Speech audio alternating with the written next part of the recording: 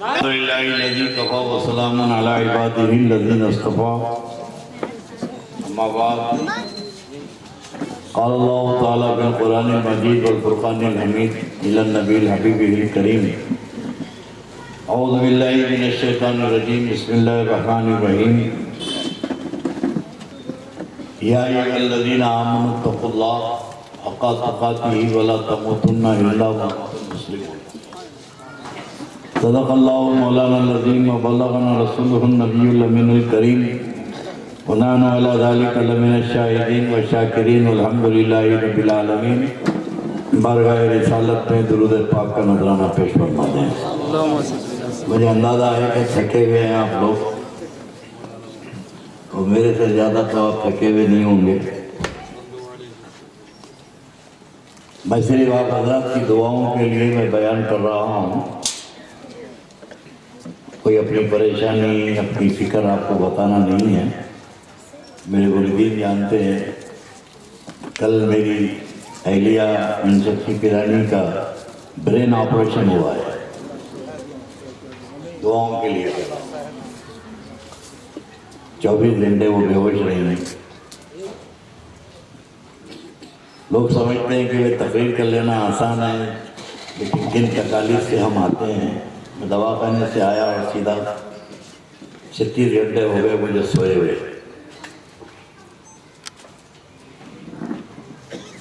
لیکن اس لیے ذکر رسول کرتے ہیں کہ سرکار کے ذکر کے سب سے ساری بلائیں دور ہو جائیں۔ ہو سکتا ہے کہ ہمارے اناؤنسر صاحب اور کچھ لوگ ناراض ہوں گے، میں جلد سے جلد بات ختم کرنا چاہتا ہوں۔ آپ حضرات تھوڑی دیر جاگنے کا ثبوت دیں، اور کرم ہو گیا حضور کا۔ یقیناً ہمارے مرید خاص سید عبداللہ قادری نے اور ان کے ساتھیوں نے، ان نوجوانوں نے بڑی محنت کی اور اپنی بڑی عقیدت و محبت کا مظاہرہ کیا۔ میں ان کے لیے بھی دعا گو ہوں کہ وہ میرے آمد کے سلسلے میں نعرے لگائے، اللہ ان کو بھی عزتوں سے مالا مال کر دے۔ آپ نے مجھ سے قبل علماء کی تقاریر آپ نے سماعت فرمائی۔ میں نے قرآن پاک کی آیت کریمہ کی تلاوت کی ہے، برکت کے لیے کچھ عرض کروں گا۔ یہ ماہ میلاد النبی کیا نہ ہوگا، میں نہیں جا سکا کمیٹی میں میٹنگ میں، یہاں آنے کے بعد پتہ چلا کہ چاند ہو گیا۔ اور یہ بھی اللہ کی قدرت ہے، دیکھو 12ویں ختم 11ویں شروع۔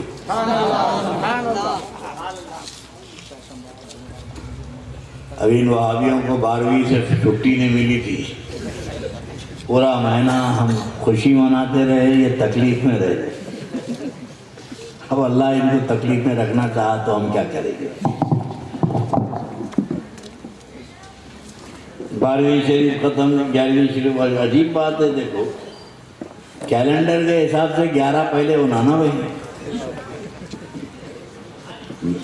11 کے بعد 12 ہے نا، کیلنڈر میں 11 کے بعد 12 ہے، مگر عقیدے میں 12 کے بعد 11 ہے۔ 11ویں والا وہی ہوگا جو 12ویں والا۔ اچھا پھر ہم تھوڑی رکھے یہ 12 کے بعد 11، 11ویں کہاں سے آئی؟ اللہ سے پوچھو 12 کے بعد 11 کیوں رکھا؟ ربیع الاول شریف کے بعد ربیع ثانی میں رکھا، مہینے میں بنایا، ربیع الاول میں بنایا، سفر میں بنایا، محرم میں بنایا، اللہ بنایا نام، یہ مہینوں کے نام اللہ نے رکھے۔ تو اللہ علیم و خبیر ہے، اللہ چاہتا تو ربیع ثانی پہلے ہوتا، ربیع الاول بعد میں ہوتا۔ حساب سے تو 12 تاریخ کے بعد 12ویں کے بعد 11ویں کا مہینہ آ رہا ہے، مگر اللہ بھی یہی چاہتا ہے کہ میرے محبوب کا ذکر جہاں پر چلتا رہے، اس کو ختم مت کرو، میرے محبوب کے محبوب کا ذکر بھی کرتے رہو۔ اب تو خوش قسمت ہیں، 10 بھی ہمارے 11 بھی ہماری، 12 بھی ہماری، اور خواجہ کی چھٹی بھی ہماری. تو اب تو بڑے مزے میں ہیں الحمدللہ. مگر اب یہ حضرات تکلیف میں رہتے ہیں، اور کچھ دنوں سے ان کی تبلیغ کا سلسلہ اہل حدیث کا ختم ہو گیا، کیونکہ ان کے باپ جو پیسے دیتے تھے انہوں خود پریشان. قطر میں انہیں خود خطرے میں ہے. پوری دنیا کے اہل حدیث وہابیوں کو یہ خطر پیسے دیتا تھا.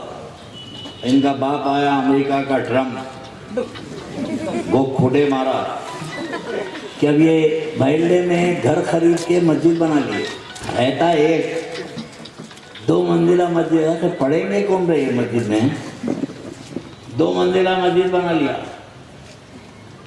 ڈھانچہ کھڑا ہو گیا، اب پلاسٹر ہونے والا نہیں ہے. سارے پروجیکٹ اہل حدیث کے ختم ہو چکے ہیں. یاد رکھنا، جو ریالوں کی بنیاد پر مذہب کی تبلیغ ہوتی ہے وہ مذہب ختم ہو جاتا ہے. جو ریال پر بکتے ہیں ان کے مذہب کو خطرہ ہے، اور ہم تو مدینے والے کی آل پہ بکے ہیں.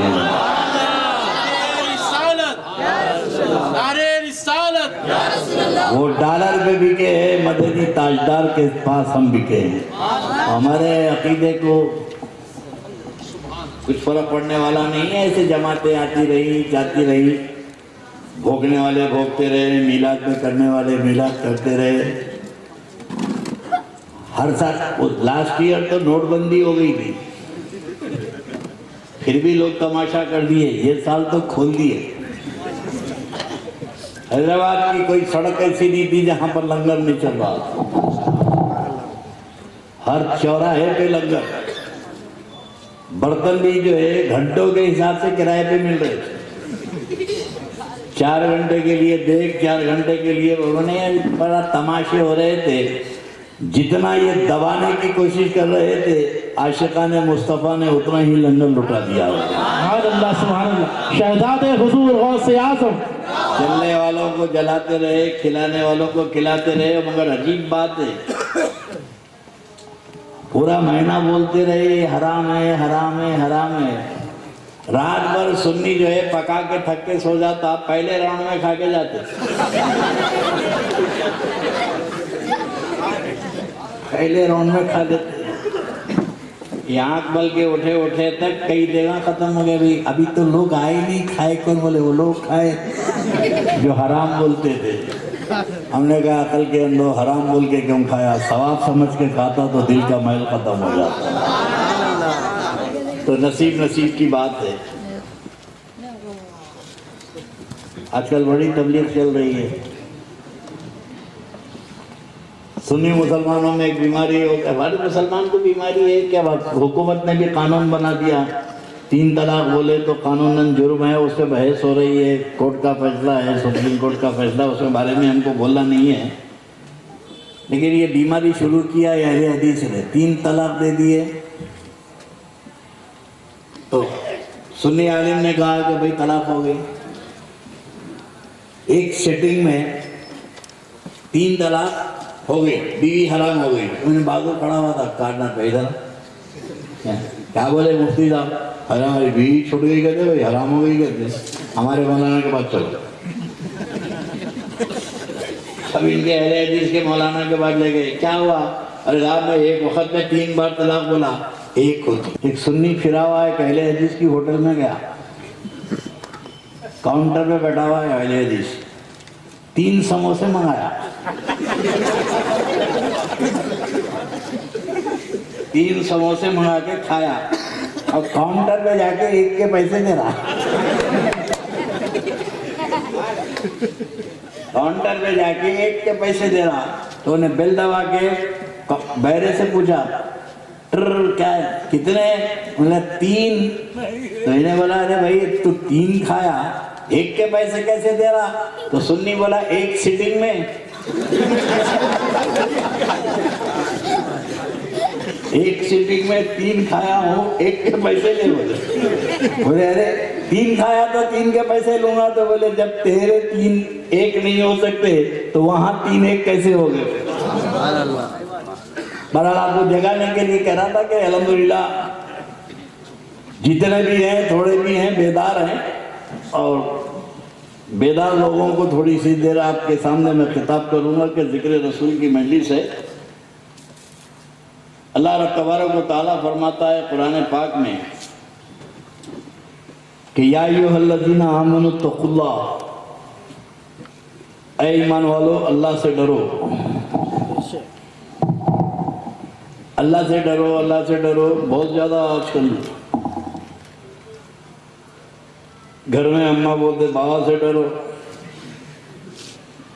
اسکول گئے تو کلاس ٹیچر سے ڈرو، بغیر لائسنس کے گئے تو پولیس والے سے ڈرو، بغیر ہیلمٹ کے گئے تو پولیس والے سے ڈرو، رات کو نکلے تو گنڈوں سے ڈرو، چوروں سے ڈرو۔ ہر آدمی ڈرا رہا، جس کو دیکھو ڈرو ڈرو ڈرو۔ مسجد میں گیا تو مولانا بول رہے ہیں اللہ سے ڈرو۔ کیا پوری زندگی ڈر ڈر کے مر جائیں گے کیا؟ اماں ڈرا رہے ہیں، بابا ڈرا رہے ہیں، محلے والے ڈرا رہے ہیں، سب ڈرا رہے ہیں، اور صرف ڈر کی بات کر رہے ہیں، اللہ سے ڈرو، اللہ سے ڈرو۔ اور ڈر کا مطلب نہیں سمجھے، ڈر کا مطلب یہ نہیں سمجھے۔ مگر جو مسجد میں بھی جو تقریر کر رہا نا مسلمانوں اللہ سے ڈرو، حالانکہ انہیں خود نہیں ڈر رہا، پورے چندے کھا گیا مسجد کے، رسید چھاپ کے مدرسے کے چندے کھا گیا، زکوٰۃ کھا گیا، کھڑے رہ کے بول رہا اللہ صاحب سے ڈرو۔ تم ڈرتے اللہ سے؟ ڈر کا کیا مطلب ہے؟ اللہ سے ڈرو کا مطلب کیا ہے؟ ایک ڈر نفرت کی بنیاد پہ ہوتا ہے اور ایک ڈر محبت کی بنیاد پہ ہوتا ہے۔ ایک ڈر محبت کی بنیاد پہ ہوتا ہے اور ایک ڈر نفرت کی بنیاد پر ہوتا ہے۔ محلے کے غنڈے سے پولیس سے ڈرتے ہیں تو نفرت کی وجہ سے ڈرتے ہیں۔ گھر سے باہر نکلے آپ آفس جانے کے لیے، باہر نکلے تھے، 2 آئے تھے ریسیو کرنے کو، ڈبل سواری جاتے تھے موٹر سائیکل پہ دونوں آفس کو، اندر سے بیوی پکارے، اجی آپ کون سا شرٹ پہن لیے؟ ارے بھائی جلدی جلدی میں پہن لیا میں، بولے میں رکھی تھی نا وہ شرٹ، وہ شرٹ پہن کے جائیے، آئیے۔ تو انہوں اندر گئے، جا کے بیوی جو بشرٹ کی ہے وہ اپنا اتارے، بیوی کی یہ سب پہن لے کے نکلے۔ تو دوست بولے کیا یار اتنا ڈرتا رہے جورو سے، اتنا ڈرتا جورو سے؟ جا کے شرٹ بدل کے آیا تو عقل مند دوست تھا، اس نے کہا کہ اس کو ڈر نہیں کہتے ہیں، اسے ڈر نہیں کہتے ہیں، میری بیوی سے مجھے اتنی محبت ہے کہ وہ میری محبوب ہے، میں چاہتا ہوں کہ جو اس کی مرضی ہے وہی کروں، جو اس کی مرضی ہے، انہیں جو پہنانا چاہتی ہے میں پہنتا ہوں، جو کھلانا چاہتی ہے وہ کھاتا ہوں، جو پلانا چاہتی ہے پیتا ہوں، کیونکہ مجھے اپنی محبوب سے اتنی محبت ہے، میں اس کی مرضی کے خلاف نہیں کر سکتا، کیونکہ دنیاوی زندگی مجھے گزارنا ہے تو میرے محبوب کی مرضی پہ چلنا ہے۔ تب اللہ فرماتا ہے کہ اللہ سے ڈرو، تو مطلب ہے کہ اللہ سے اتنی محبت کرو، اللہ سے اتنی محبت کرو کہ کھائے وقت سوچو کہ اللہ اس سے راضی ہے کہ ناراض ہے۔ ہاتھ میں اگر شراب کا پیالہ ہے تو اس وقت اندر کا مسلمان پکار کے بولے کہ یہ چیز سے اللہ راضی ہے کہ ناراض ہے۔ جب اللہ کی رضا کا تم کو پتہ چل جائے گا تو کوئی ایسا غلط کام تم نہیں کرو گے جو محبوب کی مرضی کے خلاف ہو، جو رب کی مرضی کے خلاف ہو۔ تو اللہ سے ڈرو، اللہ سے محبت کرو۔ سبحان اللہ، سبحان اللہ۔ یہ ڈر محبت کی بنیاد پر ہے۔ بازار میں بیٹھے ہوئے ہیں، حی علی الصلاۃ کی آواز آ رہی ہے، چبوترا چھوڑ دیے، کیوں؟ اللہ سے ڈر رہے ہیں۔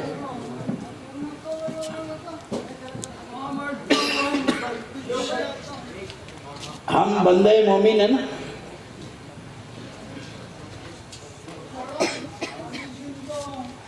ہم بندے مومن ہیں۔ اب مومن اسے کہتے ہیں کہ جو دل کی گہرائی سے خدا کے وجود کا قائل ہے۔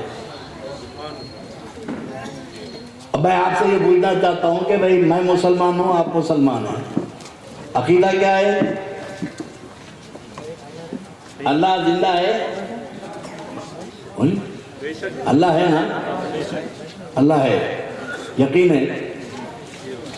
بولو بھائی، اگر نہیں ہے تو خدا نہ کرتا کوئی مسلمان بھی نہیں ہوں گا. اللہ ہے یہ یقین ہے, اللہ دیکھ رہا ہے یقین ہے, اللہ سن رہا ہے یہ بھی یقین ہے.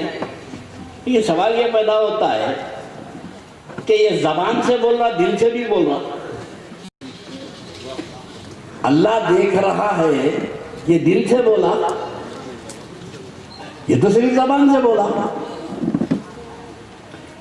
ایسی کوئی جگہ مجھے بتا دو جہاں اللہ نہیں دیکھ رہا ہے.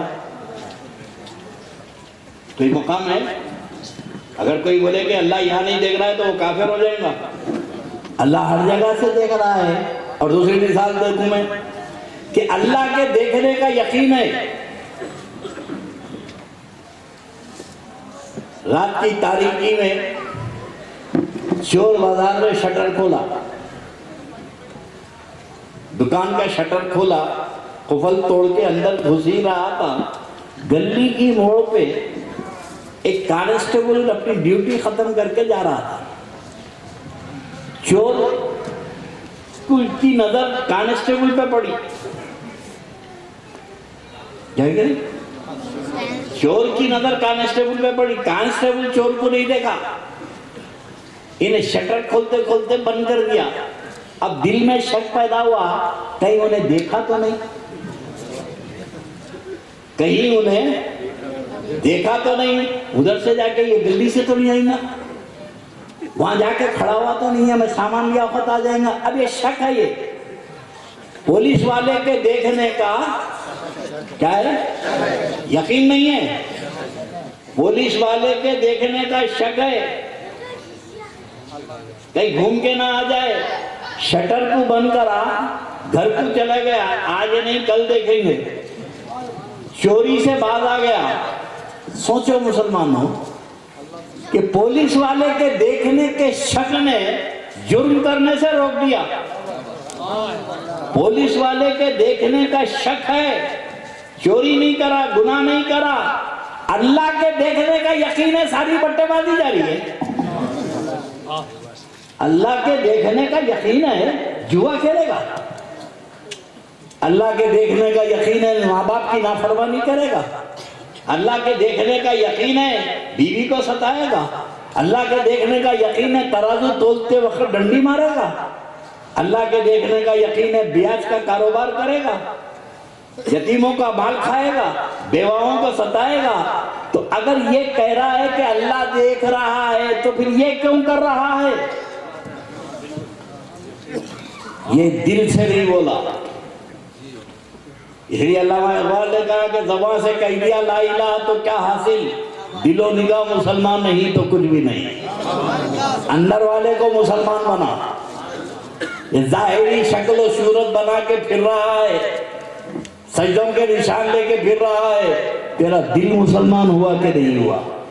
اب اللہ پہ آپ کا بھروسہ ہے بھائی؟ ہمارا جتنا تمہارا حجام پہ بھروسہ ہوتا بھی نہیں ہے. صبح صبح دیکھا میں حجام کی دکان پہ انہیں جا کے بیٹھے, اور جس کو کہیں نیند نہیں آتی حجام کی کرسی پہ آتی. کیا آرام سے سوتا ہے, انہیں صابن لگا رہا, برش پھرایا, پھر اس طرح کھولا, انہوں بیٹھے ہوئے آنکھ بند کر کے. ابھی وہ کافر ہے, انہیں مشرک ہے, اس طرح کھول دیا, تیری گردن کاٹ دیا تو ایسا پھراتے پھراتے یوں پھرا دیا. ہمارے باپ دادا کے زمانے سے بنا رہا تھا. اپنی پوری زندگی حجام کے سپرد کر دیا, اور اتنے اطمینان سے حجام کے سامنے بیٹھا ہے کہ ہتھیار رہتا گیا. 20 لاکھ روپے خالی ٹوائلٹ پہ خرچ ہوئے. نہیں, ٹوائلٹ تو بہت اچھا ہونا, مگر جاتے جاتے انہوں بولے آرام سے سو جائیے. بہترین ایئر کنڈیشن کمرہ تھا, گدے گدے پلنگ, وہ الماری کے نیچے سے گھس گھس آواز آتی. شک ہے سانپ کا, آپ آرام سے سو جائیے. سانپ کو دیکھے نہیں, بھائی صاحب بول کے چلے گئے نیند آتی. सांप के होने का शक है, रात भर बिस्तर पर करवटें बदलते रहे, और खुदा के होने का यकीन है, नमाजों को नहीं जाते। तो सोचो कि जितना तुम शक पे डर के जिंदगी गुजारते हैं, उतना अल्लाह के यकीन पर। जो सहाबा वो मुकद्दस जिंदगी की, आज ठंडी छांव में हम इस्लाम की बातें कर रहे हैं। ये इस्लाम बड़ा गोश्त खा के छोटा गोश्त खा के नहीं फैला है, ये इस्लाम सहाबा ने अपनी जिंदगियों को कुर्बान किया। सुभान अल्लाह, नारे रिसालत, शहजादे हुजूर गौसे आज़म, ताजदार अहले सुन्नत, अल्लाह के रसूल अलैहिस्सलाम के सुपुर्द पूरी जिंदगी कर दी। जैसे हमारे मियां ने शुतारी साहब ने कहा कि नबी औला, औला की एक तफसीरी है कि नबी तुम्हारी जानों के मालिक हैं। नबी तुम्हारी जानों के मालिक हैं, और मालिक अपनी मर्जी से खर्च करता है, जिसको जो चाहे अता करे और जिससे जो चाहे छीन ले। नबी तो मोमिनीन की जानों के मालिक थे, और ऐसे मालिक थे कि जंगे उहद में मेरे आका पे चारों तरफ से तीरों की बारिश हो रही है। भैया इस्लाम की जो बातें हम करते हैं ना, बड़ी ठंडी छाँव में कुर्सी पे बैठ रहे हैं, इतनी सी सर्दी हमको बर्दाश्त नहीं हो रही है, लेकिन तारीख़ इस्लाम पढ़ो तो पता चलेगा कि इस्लाम को फैलाने के लिए सहाबा की मुक़द्दस जिंदगियां कैसे कुर्बान हुई। ऐसी दीवानगी थी कि नबी मालिक थे, नबी मालिक थे। औला के मायने अकरब के हैं, औला के मायने मालिक के हैं।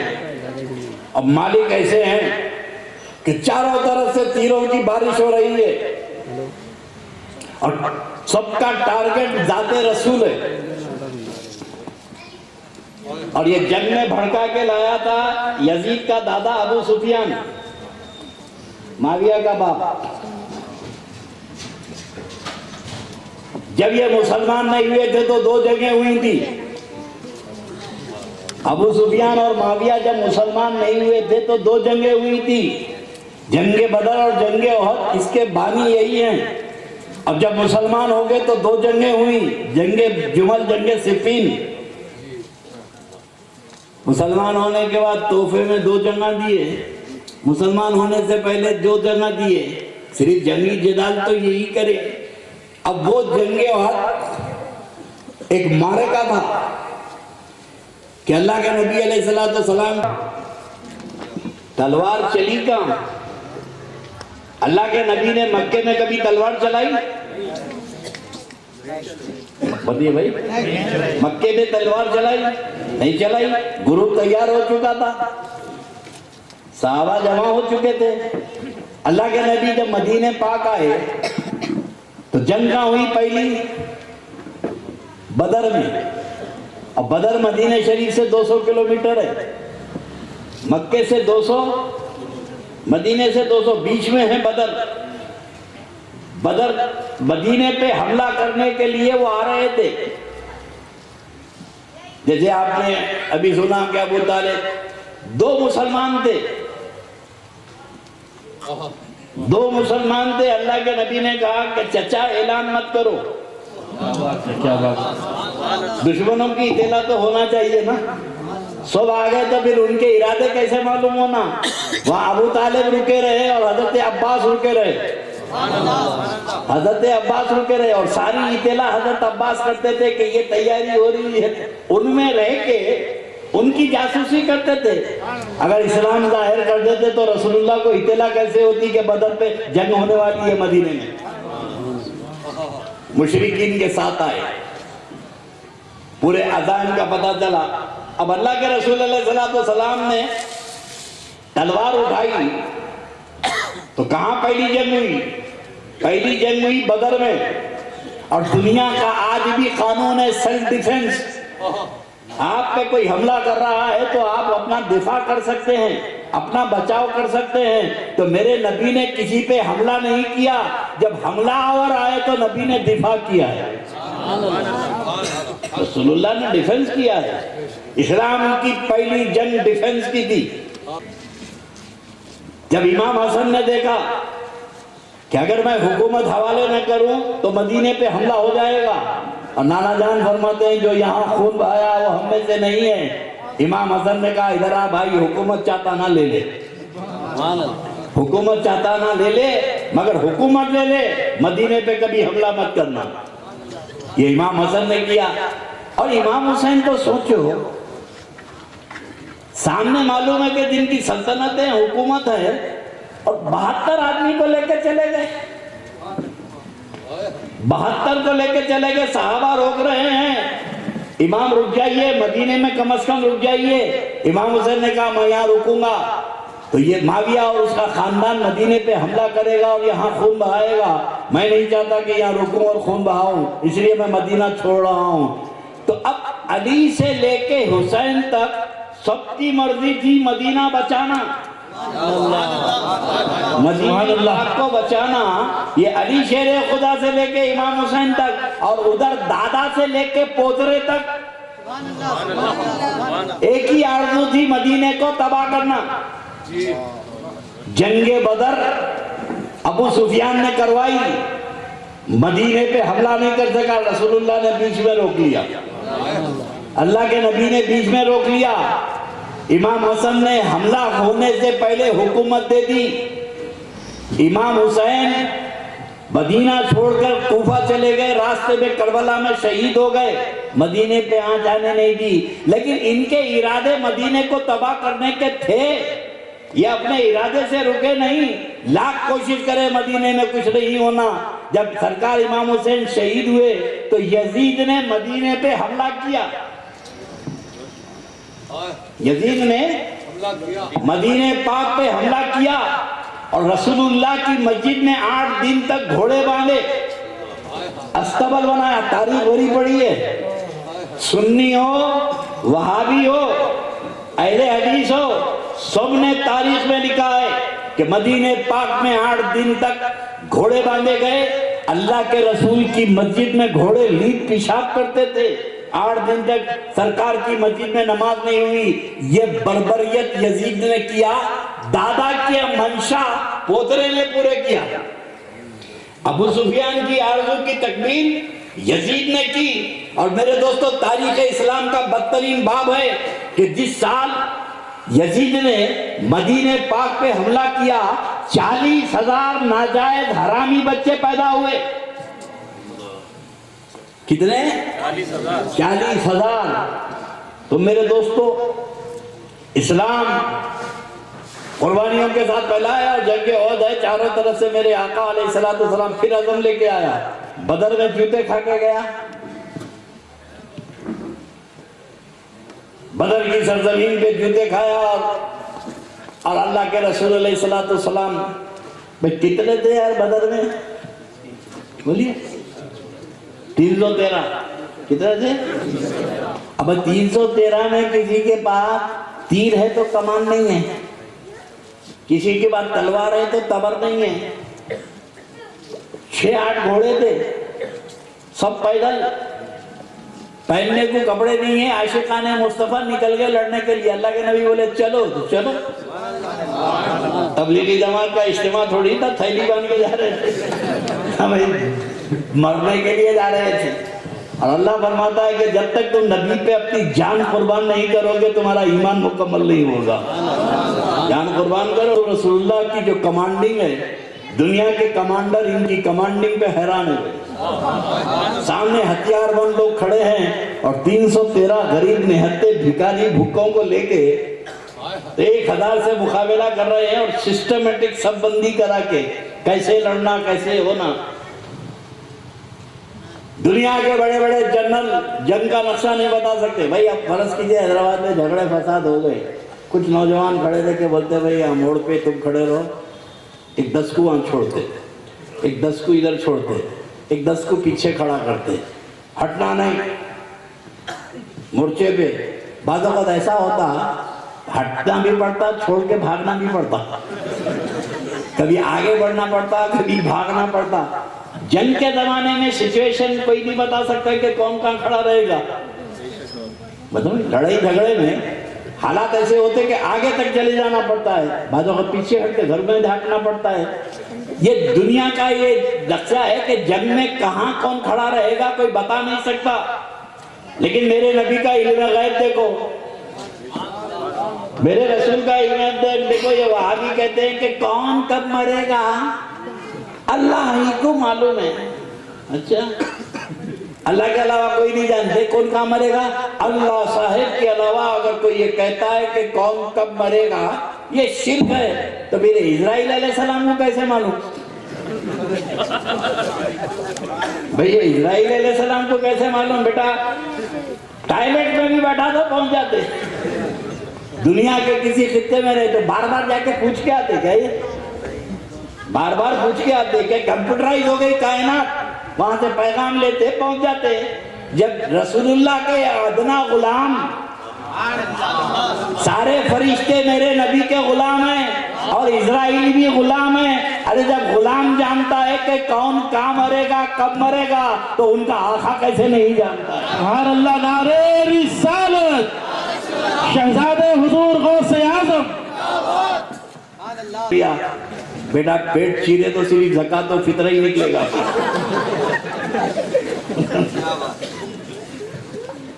مسجد کے مؤذن کا بیٹا بلڈنگوں کا مالک ہے تو اسمگلنگ کر رہے تیرے پاس اتنے پیسے آگے سے۔ فرق یہ ہے کہ تو صدقہ کھاتا ہے ہم حصہ کھاتے ہیں۔ سبحان اللہ، نعرہ تکبیر، نعرہ رسالت۔ تو میرے دوستو، میکائیل علیہ السلام کا کام صرف بارش برسانا نہیں ہے، راشننگ آفیسر ہے ہم، رزق پہنچانا ہے۔ کیا ہے؟ ہر ایک کا رزق انہوں پہنچاتے ہیں۔ صفی اورنگ آبادی نے کہا تھا کہ کسی کا رزق رک نہیں سکتا خلاق اکبر سے، اور صفی پتھر کے کیڑے کو غذا ملتی ہے پتھر سے۔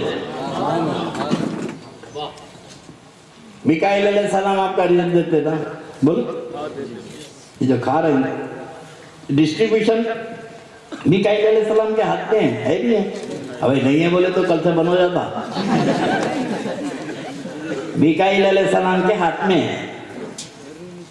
عبداللہ صاحب کا نیوالا میرے کو دے کے جا رہے ہیں، میرا نیوالا ان کو، ایسا تو نہیں ہونا جس کا جو رزق ہے وہ دے رہے، اور جہاں ہے وہاں دے رہے، جہاں ہے وہاں دے رہے۔ اور ایک پتے کی بات بتا دوں، میکائیل علیہ السلام کو معلوم ہے کہ انہیں عصر کے بعد مرنے والا ہے، جس کا عصر کے بعد مرنے والا ہے اس کو مغرب تک نیوالا نہیں دیتے، مغرب تک راشن نہیں دیتے۔ اس کو معلوم ہے کہ عصر اور مغرب کے بیچ میں مرنے والا ہے، تو اتنا ہی کوٹا دیتے ہیں سانسوں کا اور اتنا ہی کھانا دیتے ہیں جو عصر کے بعد کا ملے۔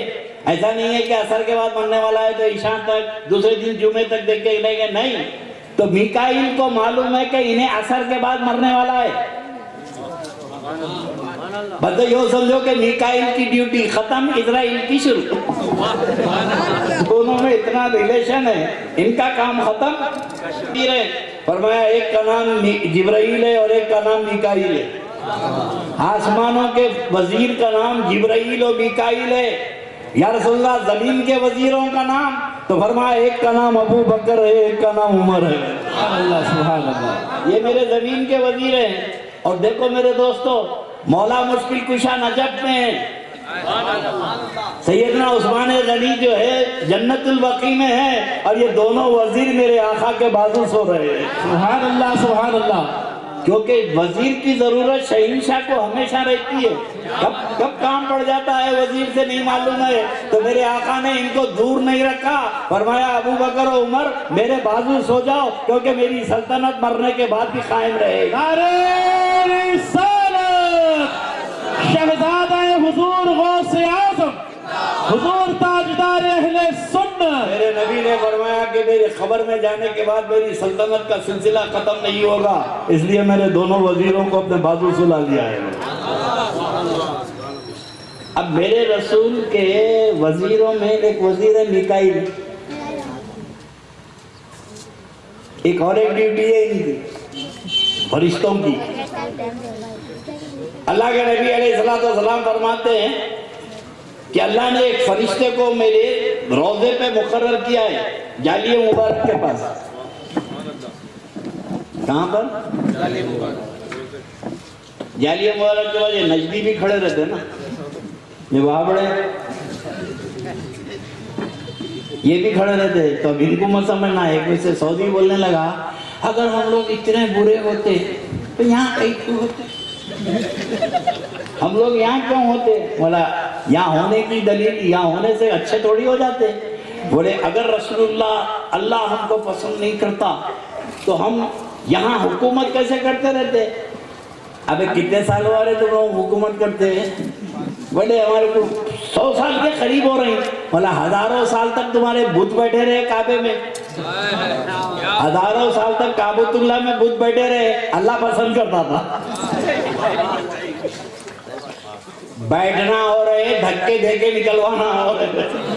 جب تک اللہ بے نیاز ہے بیٹھے رہے 360 بیٹھے. کتنے؟ 360. کیا تھے؟ پتھر تھے. کیا تھے؟ پتھر. 360. کعبے میں کتنے تھے؟ 360 نہیں 362 تھے. 362 تھے. 360 تو نبی نکالے. 360 پتھر میرے نبی نے نکالا. 2 پتھر چھوڑ دیے. حجر اسود بھی پتھر ہے، مقام ابراہیم بھی پتھر ہے. 360 نکالے، 2 کو چھوڑ دیے. تو اب یہاں سے عقیدہ اہل سنت معلوم ہوتا ہے. جن کی پوجا ہوتی تھی نکلوا لے، جن کی عبادت ہوتی تھی ان کو نکلوا دیا، اور جن کا ادب ہوتا تھا ان کو رکھ دیا. سبحان اللہ. نعرہ رسالت شہزادے حضور غوث اعظم ورشے سے ادھر سے ادھر، اور رو رہا. تو نہیں بولی کیا دمی ہے یہ؟ مجھے گود میں نہیں اٹھائے گا. آ کے دیکھی تو پیروں سے کھیل رہا. ارے کیا جی تو انہیں وہاں سو رہا تھا تو یہاں لا دیے. بولے ہمارے مولانا امیر جماعت بولے اللہ کے علاوہ کہیں نہیں جھکنا. اب میں کوشش کر رہا ہوں کیسا اٹھاؤں، جھکا تو شرک ہے. بولے تیرے مولانا پہ مٹھی پڑو. ارے کہاں سیکھ کے آئے؟ پاسبل ہے. جھکنے کی 2 قسمیں ہیں، 3 قسمیں ہیں جھکنے کی. ایک ضرورت کا جھکنا ہے. جوتا لینے کے لیے جو جھکا وہ ضرورت ہے، اور ماں باپ کے لیے جو جھکا وہ ادب ہے. ماں باپ کے لیے جھکا تو ادب ہے، اور اللہ کے لیے جھکا تو عبادت ہے. جگہ بدل گئی، حکم بدل گیا. اللہ کے لیے جھکنا عبادت ہے، ماں باپ کے لیے جھکنا ادب ہے. اور یہ ادب تم کو کعبۃ اللہ شریف میں معلوم ہوتا ہے. کعبے میں جھکے نہیں جھکے شرک ہے. اور آج کل یہ بھی نکلا نا، یہ باز دکن بعض ہوتے ہیں کوے بھی. شہباز تو خلکار بندہ نواز کا لقب ہے. سبحان اللہ. 4 ہاتھ بولے تو سیدھا باہر ہو جاتا نا. خواجہ کے بعد اور محبوب الہی کے بعد گیا تو چبوترے کے نیچے. ہمیں جب تیرے کو اتنی احتیاط کرنا ہے تو جاتا کہ چومنا نہیں. چومنا حرام ہے. ہمارے حضرت نے فتویٰ دیا ہے کہ مزار کو چومنا حرام ہے. بھائی یہ چومنا ہر ایک کے بس کی نہیں ہے. چومنے کا بھی مسئلہ ایسا ہے کہ جگہ بدل گئی، حکم بدل گیا. کام ایک ہی ہے چومنا، ایک ہی کام ہے چومنا. پلیس بدل گئی، حکم بدل گیا. 40 دن کے چلے کے بعد آئے، بچہ منا روتے ہوئے آیا، اٹھا کے چوم لیا. گھر میں آئے، اندر بھیا آ گئے، بہن کی پیشانی کو چوم لیے. دلان میں بھی اب اماں جو ہے پان بنا لیتے، سپیا بھی کاٹتے بیٹھی. آ گئے رے بابا 40 دن کو گیا تھا، 3 مہینے کے بعد آ رہا. اماں آ گیا، اماں کو لپٹ کے پیشانی کو چوم لیے. دروازے پہ بیٹے کو چومے، دلان میں بہن کی پیشانی کو چومے. اندر آئے، اماں کی پیشانی کو چومے. اب کمرے میں گئے، کمرے میں بھی چومے. 4 جگہ چومے.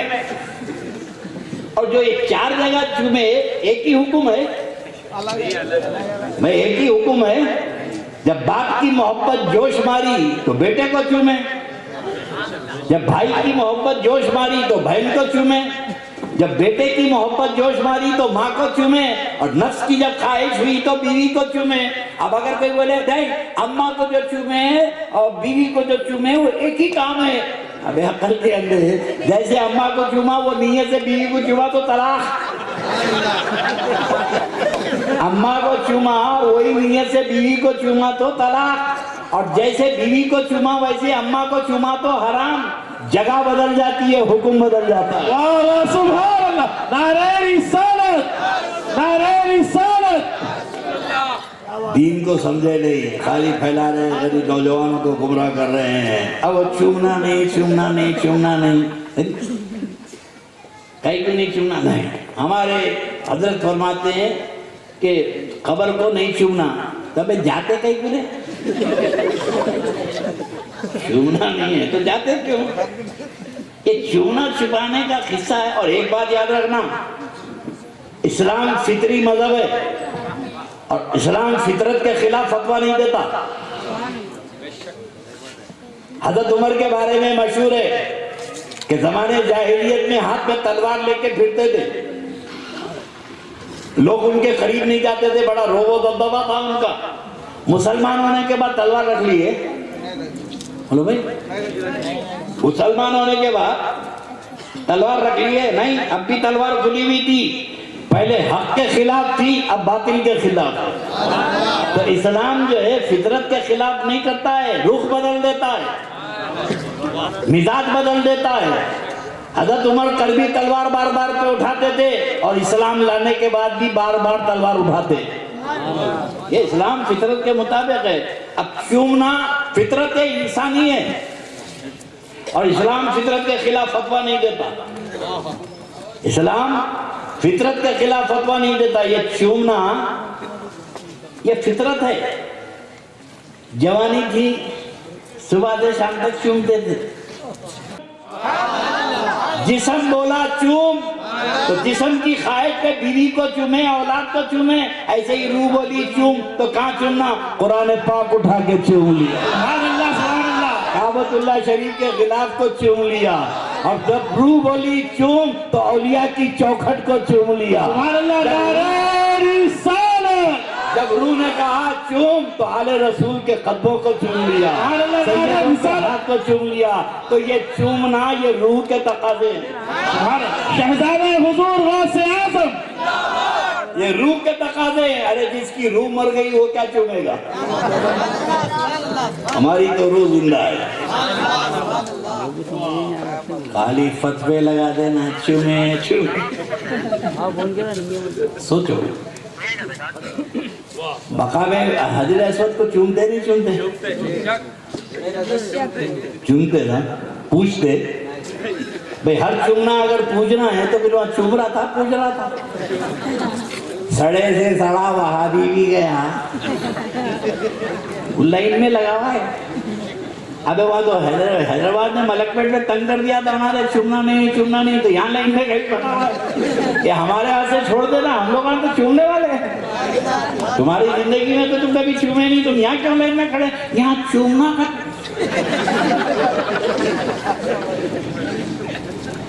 اللہ کی قدرت دین کو سمجھے نہیں ہے وہاں اب پبلک کو گمراہ کر رہے ہیں اور نوجوان ان کے چکر میں آ رہے ہیں پکڑ کے بولتے کہاں لکھا ہے کدھر لکھا ہے یہ لکھا سب چھوڑو صرف اتنا ہی دین سمجھ لو کہ ہم کو کسی ملا سے دین نہیں ملا اب یہ تو یو پی سے آئے نا مراد آباد سنبھل سے آئے ہیں جب آتے آتے میں نے پوچھا ہمارے حیدرآباد کا ایک بھوکنے والا بھوکتا ہے ہمارے حضرت نے اسلام پھیلایا سنیت پھیلایا مطلب تمہارے بریلی میں کوئی جھنڈا ہے رے غوث پاک کا کوئی جھنڈا ہے بولے حضرت نہیں ہے تمہارے سنبھل میں ہے سنی ہے نہیں ہے بولے ہے بریلی میں سنی ہے نہیں ہے کہیں پر یو پی میں غوث اعظم کا جھنڈا ہے بولے نہیں ہے بولا خدا کی قسم ساؤتھ انڈیا میں جاؤ جگہ جگہ بڑے پیر کا جھنڈا لگا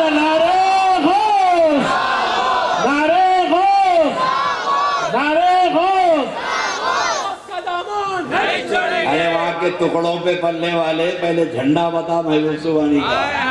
یہ تو ہمارے بزرگوں کی دین ہے کہ خدا کی قسم غوث پاک سے اتنا عشق کرتے ہیں کہ ہر گھر پہ میرے پیر کا جھنڈا نظر آ رہا ہے۔ سبحان اللہ، نعرہ غوث، شہزادہ حضور غوث اعظم، حضور تاجدار اہل سنت۔ میں نے بھی بریلی میں 5 سال گزارے ہیں، اعظم گڑھ میں 5 سال گزارے ہیں، یو پی میں میں نے بھی جس گھاٹ پہ یہ پانی پیے نا، اس گھاٹ پہ ہزاروں کتوں کو میں نے پانی پلایا۔ سبحان اللہ، سبحان اللہ، سبحان اللہ۔ ہم تو تم کو حمام میں ننگے دیکھے ہیں، ہم کو دین سکھاتے ہیں۔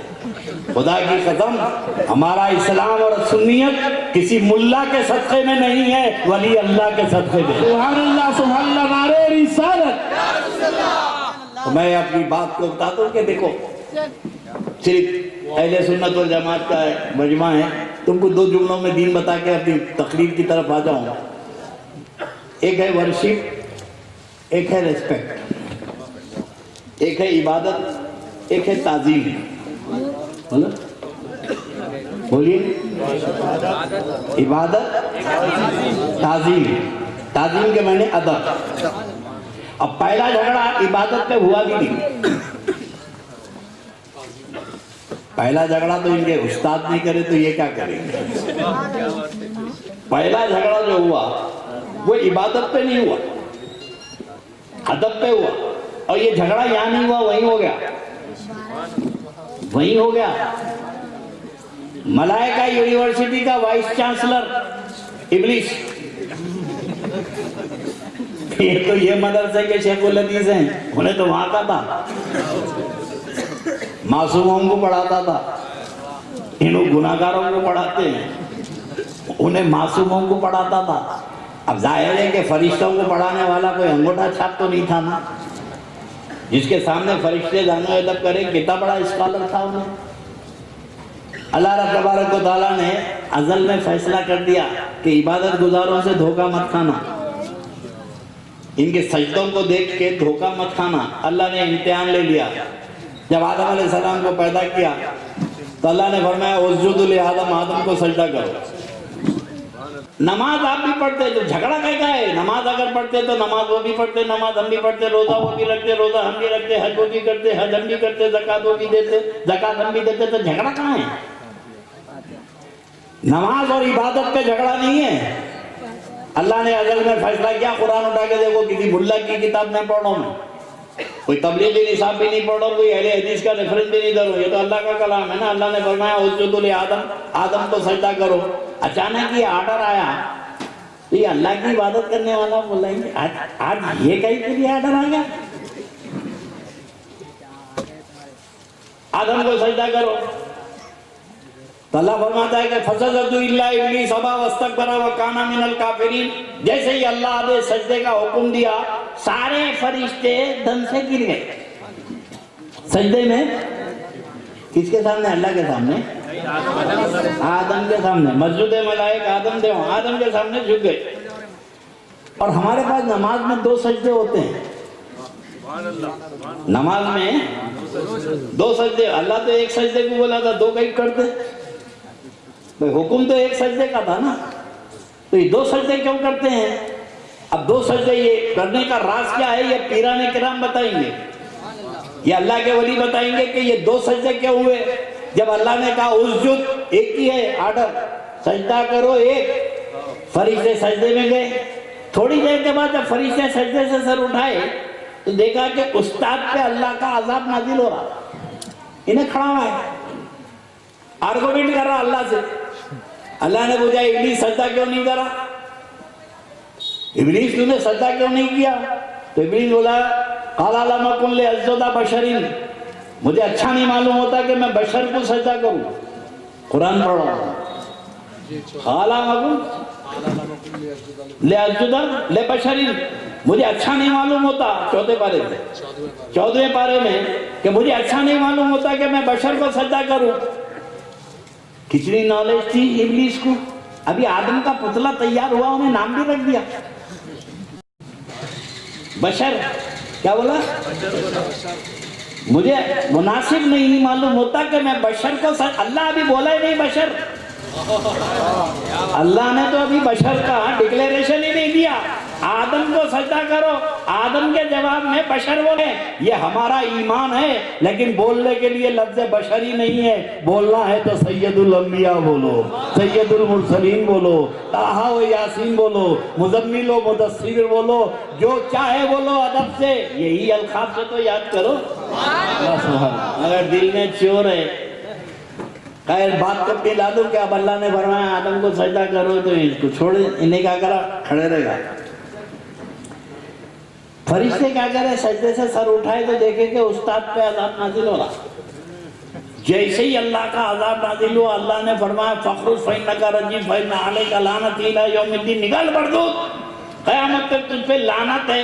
جیسے ہی اللہ کی لعنت برس رہی تھی، فرشتے دھن سے دوسرا سجدہ کر دیا، دوسرے سجدے میں گر گئے۔ بھائی اللہ تو ایک سجدے کو بولا تھا، یہ دو کیوں کرے؟ فرشتوں سے ہم نے پوچھا بھائی ایک سجدے کا حکم تھا، یہ دوسرا سجدہ کیوں کرے؟ تو دوسرا سجدہ فرشتے اس لیے کرے کہ بچ گئے،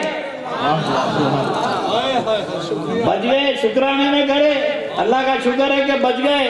تو پہلا سجدہ ہم نماز میں کرتے ہیں اللہ کے حکم پہ، اور دوسرا سجدہ کرتے ہیں شکرانے کا۔ اللہ کی مرضی وہاں آدم کے سامنے جھکا دیا، اللہ کی مرضی ہوئی وہاں آدم کے سامنے جھکا دیا، اور یہاں پتھر کے سامنے جھکا دیا، مقام ابراہیم کے بعد جھکا دیا۔ اب بڑے سے بڑا سڑا اہل حدیث کیسے کیسے بھائی مسجدوں سے نکلتے ہیں، اللہ کی پناہ، بھائی چہرے پہ نور آنا چاہیے نا۔ بھائی اتنی نماز پڑھتے ہیں، بازار میں کھڑے رگڑے جوتے کھانے والے ہیں، نبی کی بغاوت تم کو کہیں پر بھی کامیاب نہیں کر سکتی ہے، اور سنی بڑے مزے میں ہے، یہاں بھی مزے میں رہے گا، قبر میں بھی مزے میں رہے گا۔ تو عرض کر رہا تھا آپ کی تقریر کو قدر کہ بھائی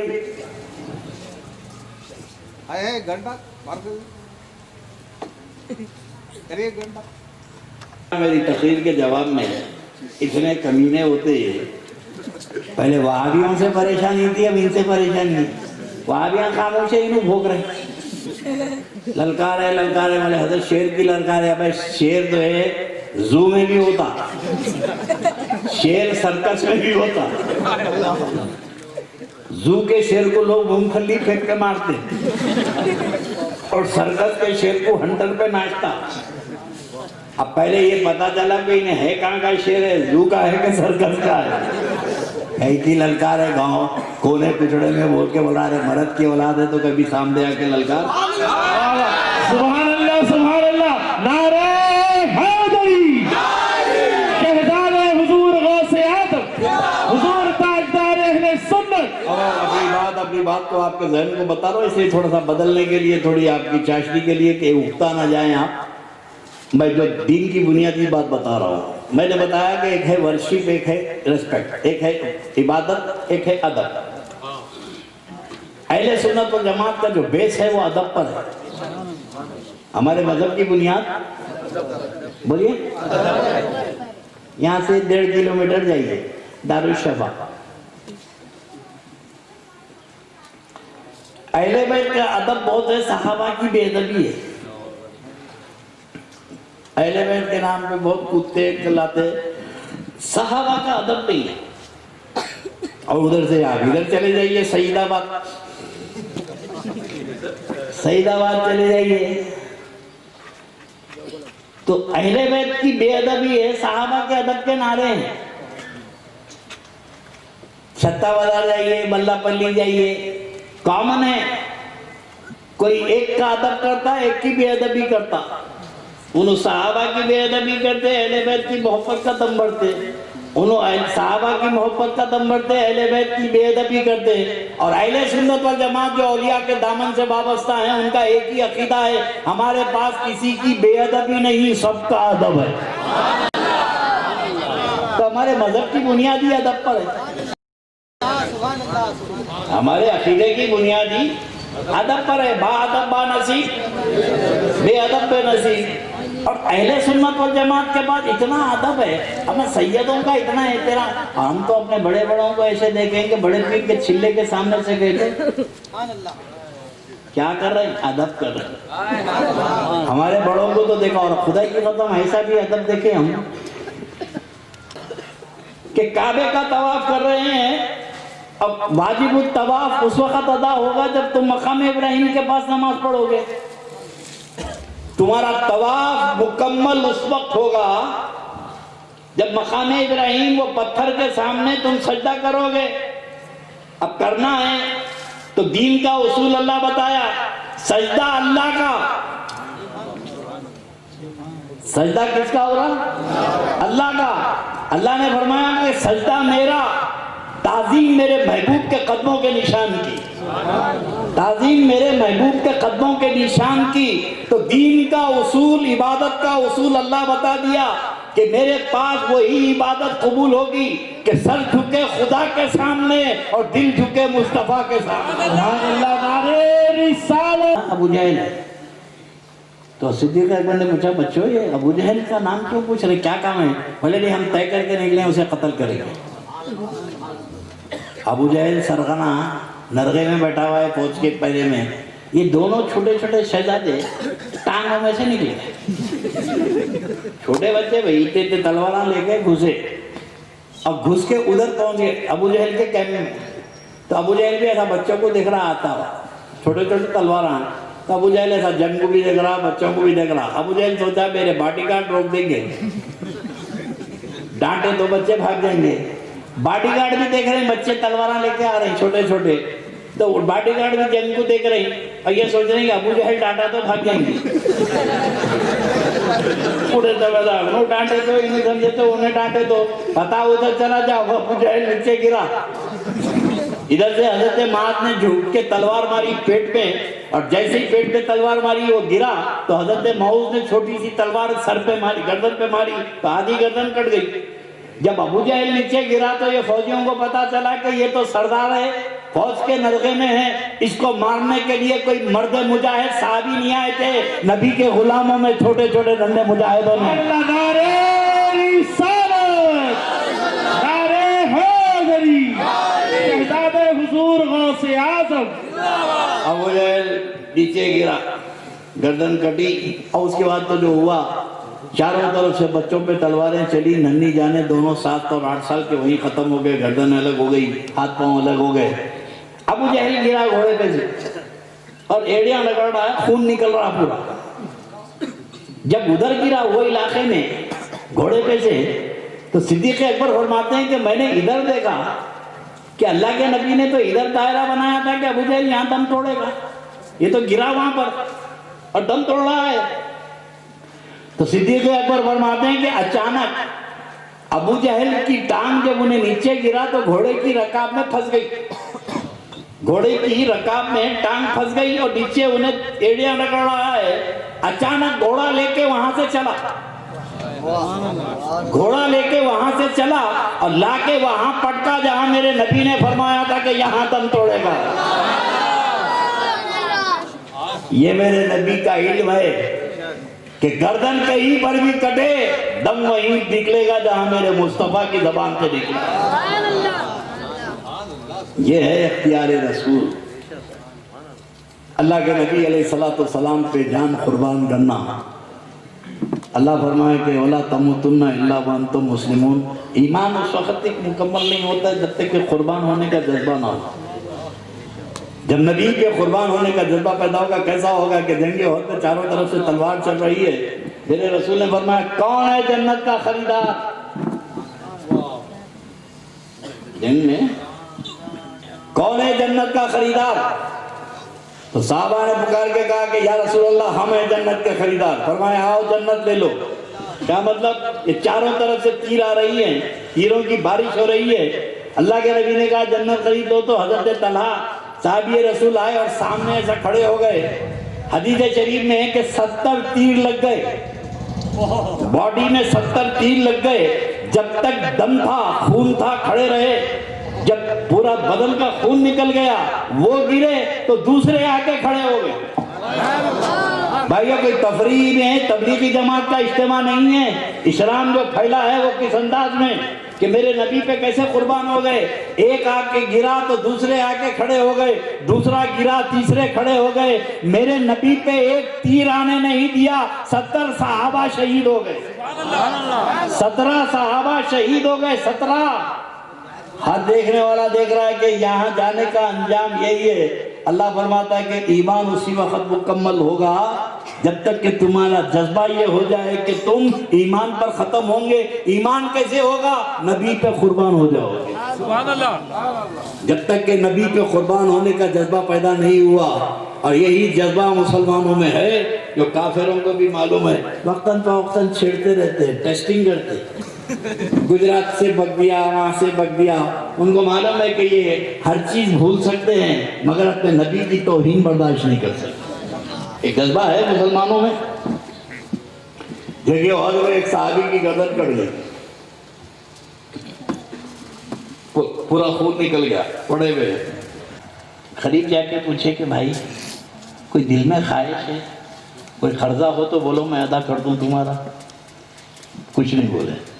دوسرے صحابی آئے, منڈی اٹھائے, بولے کان میں کہ تمہارے گھر والوں کو کوئی وصیت ہے تو بولو میں بول دیتا ہوں. کچھ نہیں بولے, اٹھ رہے ہیں گر رہے ہیں.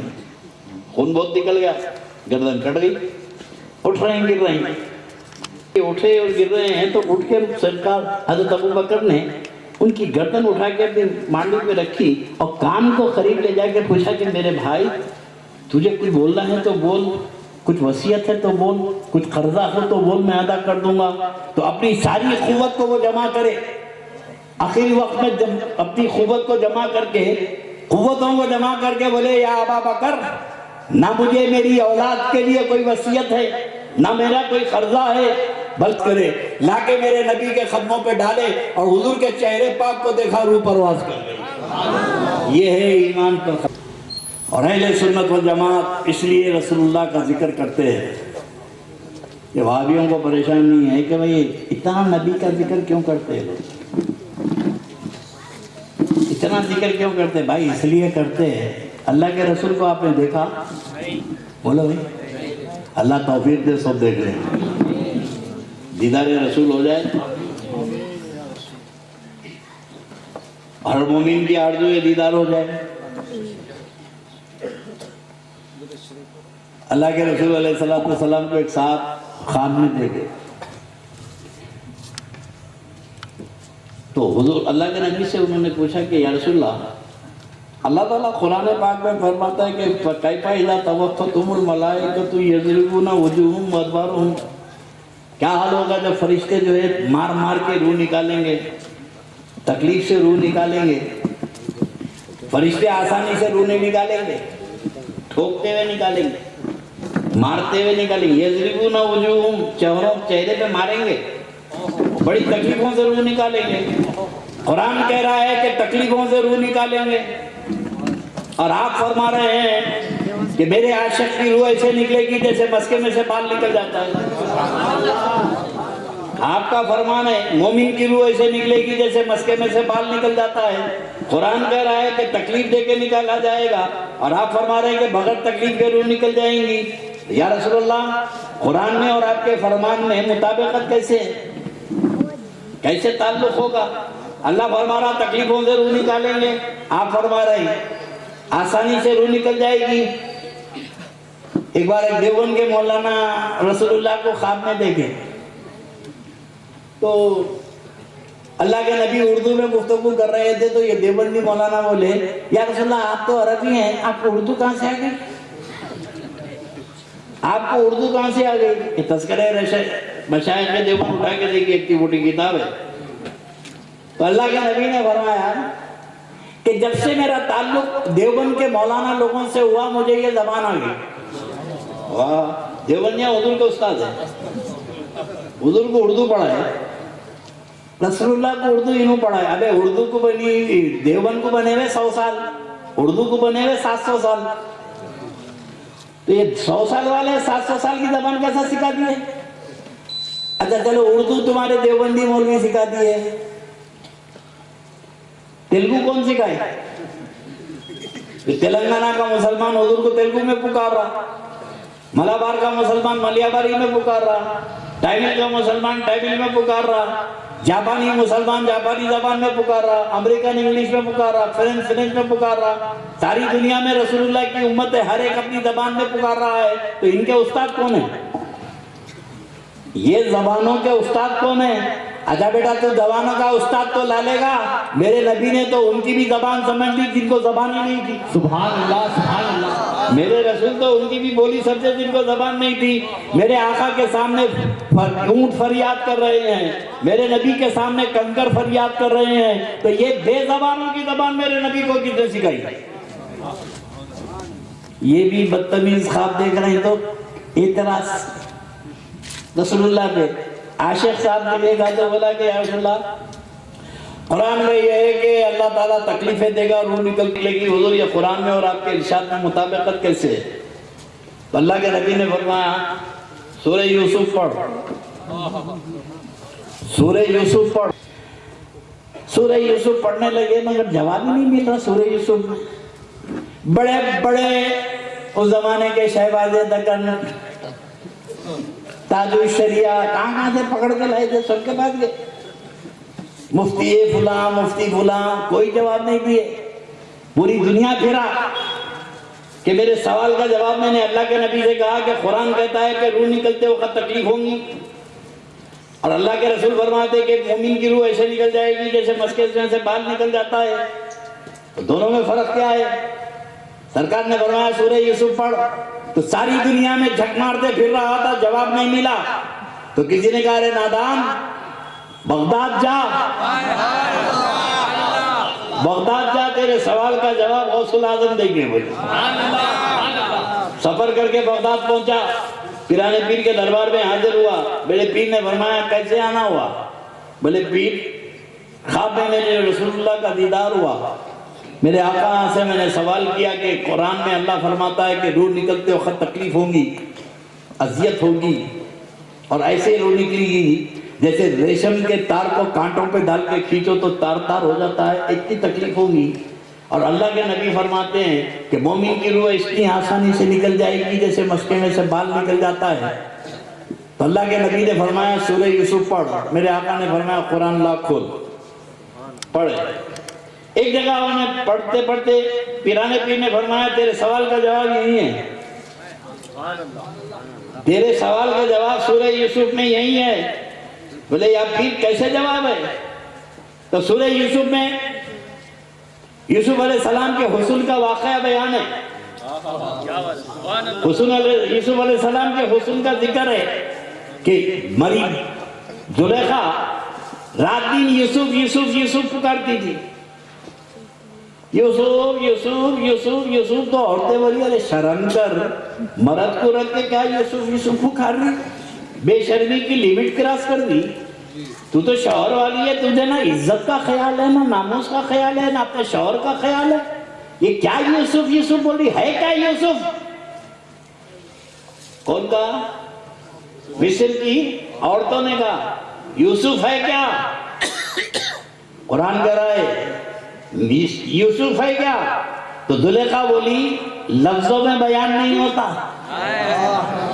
ایسے کوئی لفظی پیدا نہیں ہوئے جو حسن یوسف کی بات کروں۔ بولے وہ کیا بات ہوئی؟ دکھا دیتی ہوں، یوسف کو دکھا دیتی ہوں۔ یوسف علیہ السلام کو دکھانے کا قرآن پاک نے منظر بیان کیا کہ عورتوں کو بٹھائی اور ہر عورت کے ہاتھ میں لیمو اور چھری دے دی، ہر عورت کے ہاتھ میں لیمو اور چھری دے دی۔ تو عورتوں نے مصر کے پوچھا یہ لیمو کیا کرنا؟ بولے جب یوسف باہر آئیں، جب یوسف باہر آئیں تو ان کے چہرے کو دیکھ کے کاٹنا۔ تو عورتیں بولی وہ کون سا مسئلہ ہے، کاٹ ڈالیں گے۔ اب یوسف علیہ السلام پردے میں چہرے پہ نقاب، ادھر عورتوں کے ہاتھ میں چھری اور لیمو۔ زلیخا نے کہا یوسف باہر آؤ، یوسف باہر آؤ۔ یوسف علیہ السلام پردہ ہٹائے، نقاب ہٹاؤ۔ یوسف علیہ السلام نے نقاب ہٹایا، تب زلیخا نے کہا کہ اے عورتوں لیمو کاٹو۔ جیسے ہی یوسف علیہ السلام کے چہرے پہ نظر پڑی، حسن یوسف میں اتنا ڈوب گئی کہ منہ کھلے کا کھلا رہ گیا اور ہاتھ سے لیمو چھوٹ گئے، ہاتھ سے لیمو چھوٹ گئے۔ اب زلیخا نے کہا لیمو کاٹو، اور تو لیمو کاٹو، لیمو تو نیچے گر گیا تھا، اب منہ کھلا ہے انگلیاں کاٹ رہی ہیں، منہ کھلے کا کھلا ہے انگلیاں کاٹ رہی ہے۔ قرآن پڑھ رہا ہوں، کسی ملا کی کتاب نہیں ہے، انگلیاں کاٹ رہی ہیں، ایک ایک کر کے 5 انگلیاں کٹ گئیں اور کسی عورت کو تکلیف نہیں ہوئی، کسی عورت کو تکلیف نہیں۔ کیوں؟ اس لیے کہ حسن یوسف میں وہ کشش ہے، یوسف کے جمال میں وہ کشش ہے کہ ہر قسم کی تکلیف کو آدمی بھول جاتا ہے، خالی حسن یوسف میں کھو جاتا ہے۔ تو کہنے لگے کہ ہر مومن تصور رسول میں جیتا ہے سبحان اللہ سبحان اور اللہ۔ تصور رسول میں مرتا ہے۔ عاشق کی نظر کبھی نبی کے تصور سے ہٹتی نہیں، ادھر فرشتے آئے روح نکالنے کے لیے اور یہ رسول کے تصور میں رہا، آقا مولا اپنا دیدار کروا دیتے ہیں۔ سبحان اللہ سبحان اللہ، نعرہ تکبیر، نعرہ رسالت۔ اللہ کے رسول اپنا چہرے پاک دکھاتے ہیں، عاشق ہمیشہ نبی کو یاد کرتا ہے کہ یا رسول اللہ میری مشکل میں میرے کام آ جائیے، اب یہ مرتے وقت سب سے بڑی مشکل ہے، میرے مصطفیٰ اپنا چہرے پاک دکھاتے ہیں۔ اور یہ عاشق میرے نبی کے حسن میں ایسے کھو جاتا ہے، کبھی سرکار کے رخسار میں کھو جاتا ہے، کبھی سرکار کے زلف پاک میں کھو جاتا ہے، حسن مصطفیٰ میں اتنا مہو ہو جاتا ہے کہ فرشتے آ کے کام کر کے چلے گئے، اس کو پتہ تک نہیں چلا۔ سبحان اللہ سبحان اللہ، شہزادے حضور غوث اعظم، شہزادے حضور غوث اعظم۔ اس لیے کہتے ہیں کہ تصور رسول میں زندہ رہو، وہ تصور قائم رہو، قائم رہے، اور میلاد کے جلسے اس لیے کرتے ہیں کہ تصور کو باقی رکھے، اور اس لیے بھی بھائی تعارف رسول کراتے ہیں نا بھائی۔ 2000 فیٹ نیچے رہتی، زمین کے 2000 فیٹ نیچے رہتی ہیں، اوپر شکر ڈالے تو 2000 فیٹ نیچے چونٹیوں کو معلوم ہوتا ہے کہ اوپر شکر ہے۔ ابے ہائی چونٹی کتنی، اس کی ناک کتنی، چھوٹی کتنی، اس کی ناک کتنی، اتنی سی ناک سے 2000 فیٹ نیچے سے پتہ چلا لیتی ہے کہ اوپر شکر پڑی ہے۔ تو زمین میں جانے کی والی قوت، زمین میں رہنے والوں کی یہ قوت ہے کہ دنیا چونٹی کی قوت کو سمجھ نہیں سکی، تو جو اولیاء اللہ زمین میں دفن ہے ان کی قوتوں کو کیا سمجھ سکتا۔ سبحان اللہ سبحان اللہ سبحان اللہ، نعرہ تکبیر، نعرہ رسالت، نعرہ حیدری، عشق محمد عشق محمد عشق محمد عشق محمد۔ اس لیے دین کو سمجھے نہیں، اولیاء اللہ کا دامن چھوڑ دیا نا، یہ ملاؤں کو پکڑ لیے زکوٰۃ فطرے کی ٹیم کو، اور میں سمجھتا ہوں کہ کتنے بیوقوف ہیں لوگ جو اس کے مرید ہوئے۔ میں زکوٰۃ بھی نہیں کھا رہا، نذرانہ بھی نہیں کھا رہا، رمضان میں سفیر بن کے زکوٰۃ لے جا رہا ہے، 11ویں میں پیر بن کے نظر لے جا رہا، یا تو صدقہ کھاؤ بیٹا یا نذرانہ کھاؤ۔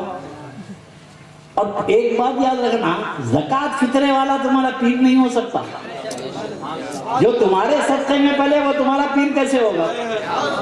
جو تمہارے مال کا میل کھایا وہ تمہارا صدقہ کھانے والا تمہارا پیر کیسے ہوتا؟ صدقہ خور پیر نہیں ہوتا، جس کے صدقے میں تم اتر جاتے ہیں وہ پیر ہوتا۔ سبحان اللہ سبحان اللہ، شہزادے حضور غوث الاعظم، شہزادے حضور غوث الاعظم، سبحان اللہ سبحان اللہ۔ اس لیے کہتا ہوں یہ صدقہ خور پیروں کو چھوڑو، جن پہ صدقہ حرام ہے ان کے ساتھ آ جاؤ، جن کو صدقہ زکوٰۃ حرام ہے ان کے ساتھ آ جاؤ۔ یہ اولیاء اللہ کا مذہب ہے۔ عرض کر رہا تھا کہ تعارف رسول، آخری بات بتا دوں، دامن سے وابستہ ہونا چاہیے، کنیکشن ہونا چاہیے نا بھائی۔ ہمیں یقین ہے کہ یہ وہاں بڑے کہتے نا وہاں کوئی نہیں بچاتے، تقریر کرے گی بولتا وہاں کوئی نہیں بچاتا، کہیں بھی نہیں بچاتے بھائی، محشر میں کوئی بچانے والا نہیں ہے۔ اچھا تیرے معلوم جا کے آیا نہیں، کتابوں میں لکھا ہے، مگر تیری کتاب میں لکھا نہیں بچانے والے، میری کتاب میں ہے بچانے والے۔ سبحان اللہ سبحان اللہ۔ ہم کو بھی معلوم ہے نا بچانے والے ہیں، مگر محشر میں کیوں نہیں بچا سکتے؟ تو بولے مالک یوم الدین،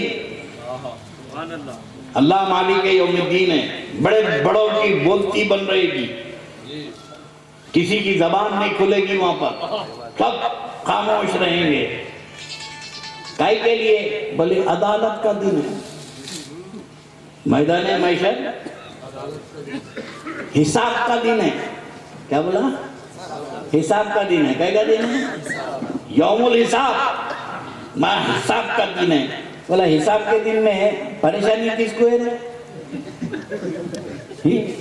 سب کو پریشانی ہے، سب پریشان نہیں گے۔ وہ کہتا رہتے مارچ میں انکم ٹیکس ریٹرن داخل کرنا ہے، فائل کرنا ہے۔ ایک سیٹ کی دکان پہ گئے ہم، سامنے سے ایک انکم ٹیکس آفیسر کی گاڑی گئی، اس کی حالت خراب ہے دیکھ کے، صاحب کی گاڑی گئی ادھر، کیا ہے یہ آتا کیا ہے پلٹ آتا کی کیا ہے؟ بھائی بولا بھائی ذرا کپڑے لینا ہے، ارے جاؤ کیا کیا کپڑے لینا، ابھی گاڑی گئی، پریشان ہے، دکان کے اوپر پریشان ہے۔ بولا جانتے ایسی کی تیسی بازو کی دکان پہ گئے، اس سے پوچھے بھائی یہ کپڑا ہے کیا آپ کے بازو میں ہے؟ نکالو، آرام سے نکال کے بتا رہا۔ تو بولا بھائی بازو والا دکان والا پریشان ہے، بات کرنے کو تیار نہیں ہو، تو بڑے اطمینان سے میرے کو کپڑا بھی دکھا رہے بات کر رہے ہیں، کئی کے لیے پریشان ہے صاحب انہوں؟ بولے وہ انکم ٹیکس کمشنر کی گاڑی گئی کہتے ادھر سے، ارے اس کا باپ بھی گیا تو میرے کیا لینا تھا نا، اپنا حساب کتاب کلیئر ہے، اپنا حساب کتاب کلیئر ہے، ادھر ڈڈی مارا ہوگا۔ تو میدان محشر یوم الحساب ہے، پریشان وہ ہے جو اس کا حساب میں گڑبڑ ہے۔ اللہ بولا نماز پڑھو، 14 سال کی عمر میں نماز پڑھنا تھا نہیں پڑھے، 50 سال کی عمر میں شروع کرے، 52 سال میں مر گئے۔ 50 سال میں نماز شروع کرے، 52 سال میں مر گئے۔ کتنے سال پڑھے؟ ڈنڈی کتنی ہے؟ 36 سال، 36 ایئرز کا دفتر خالی ہے۔ ایسے ہی روزے کا دفتر خالی ہے، نماز کا دفتر خالی ہے، کروڑوں روپے کمائے حج کو نہیں گئے، دفتر خالی، زکوٰۃ کا دفتر خالی۔ تو میدان محشر حساب کا دن ہے، پریشان وہ ہے جو عبادتوں میں ڈنڈی مارا،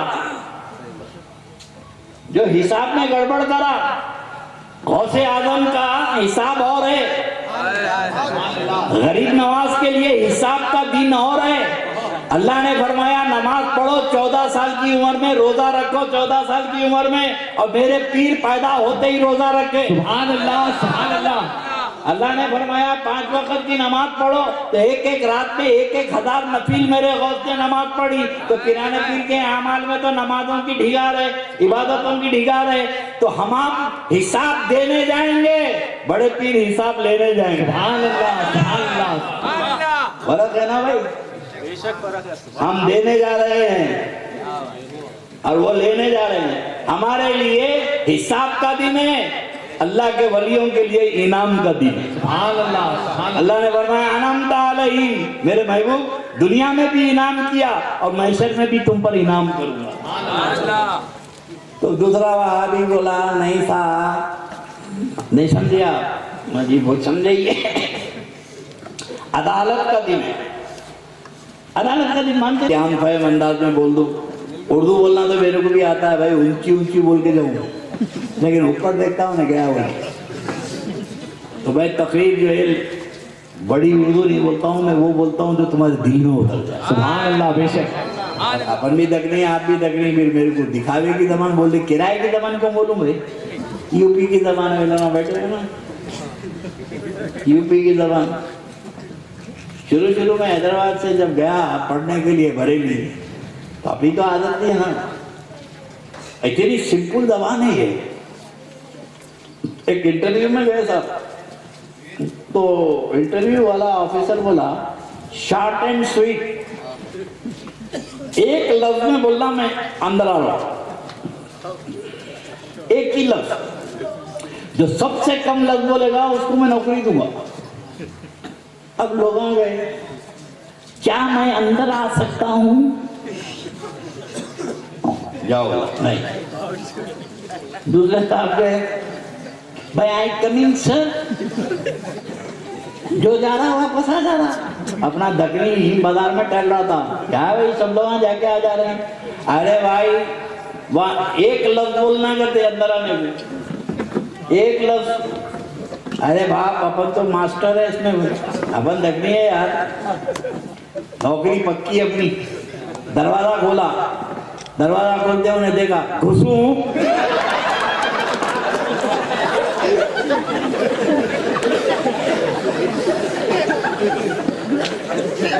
آفیسر بولا انٹرویو پاس. تو بھائی ہم تو دکنی ہیں, کرائے کی زبان نہیں بولتے, ہم وہی زبان بولتے ہیں جو ہماری زبان ہے. ہر ایک کو اپنی زبان پہ ناز ہے, ہم کو اپنی دکنی پہ ناز ہے. ارے دکنی زبان بہت پیاری زبان ہے یار, تکلف سے آ رہی بنا بیٹا کے لوگ پریشان رہتے.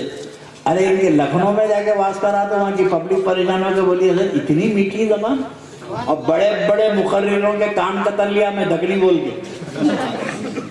اب بڑے بڑے لفاظ آتے نا, آسمان زمین سب ملا دیتے ہیں. مطلب اتنے لوگوں کو میرے کو بولے میں دکنی شروع کر دیا. دکنی نے تقریر شروع کرا تو سب کی کھڑیاں کھڑی کر دیا. لکھنؤ کے لوگ بولے خدا کی قسم اتنی پیاری زبان ہے. ارے کتنا دل میں اتار دیا آپ نے. سبحان اللہ. نعرہ تکبیر, نعرہ رسالت, نعرہ حیدری, عشق محمد, عشق محمد, عشق محمد, عشق محمد.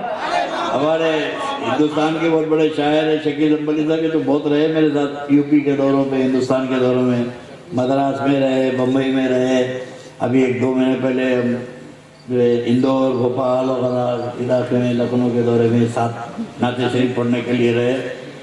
تو مدھیہ پردیش میں بھی ساتھ تھے, آپ دیواس میں, مدراس میں بھی میرے جلسوں میں رہے, بامبے کے بھی جلسوں میں رہے.